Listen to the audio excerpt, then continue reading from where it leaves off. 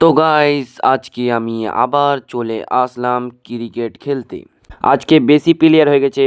তো তোমরা দেখো আজকে কটা প্লেয়ার আছে। 40 ডিগ্রি তাপমাত্রা, তাও এতজন প্লেয়ার এসেছে খেলতে।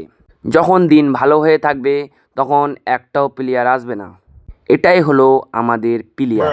কে বাড়ি থেকে তৃণমূলের টুপি এনেছে, কে আবার টাকলু হয়ে এসেছে। কি অবস্থা হবে।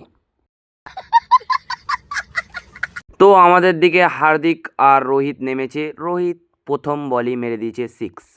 তারপর হয়ে গেল হোয়াইট।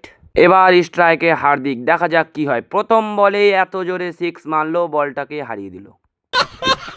তারপর আরো একটা বল, তারপরের বলেও মেরে দিল 6। অনেক বড় 6 মারলো হার্দিক।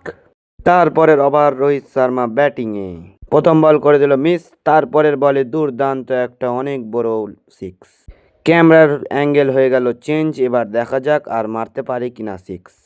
ক্যামেরা যেখানেই থাকুক না কেন সব বলেই মারবে রোহিত শর্মা 6। আমি ভাবলাম কি রোহিত শর্মা মারছে, কিন্তু এদিকে হার্দিকও মারছে। মানে এরা দুজন মিলে এত মার মারছে, বলারের পিছন ফাটিয়ে দিচ্ছে মার মেরে। তো গাইজ আমি ভাবলাম কি এরা দুজন ইন্টারন্যাশনাল খেলবে, আইপিএল খেলবে, কিন্তু বলারকে দেখে মনে হলো কি না, এই বলারকে সবাই মারতে পারবে, ছোট বাচ্চাও মারতে পারবে। এ এত মার খায় তাও বলে কিসের জন্য যে আসে বুঝতেই পারছি না। তো পরে জানা গেল কি ওরই ব্যাট বল, তাই জন্য ওই শুধু সব করছে। আমাদের ব্যাটিং শেষ। এখন 4 ওভারে রান সংখ্যা হয়েছে আমাদের 59। হ্যাঁ, রানটি হলো কার জন্য, যে এখন ওপেনিংয়ে নামছে তার জন্য হলো। কোনো ব্যাপার না, ওইও আছে ইন্টারন্যাশনাল ব্যাটসম্যান।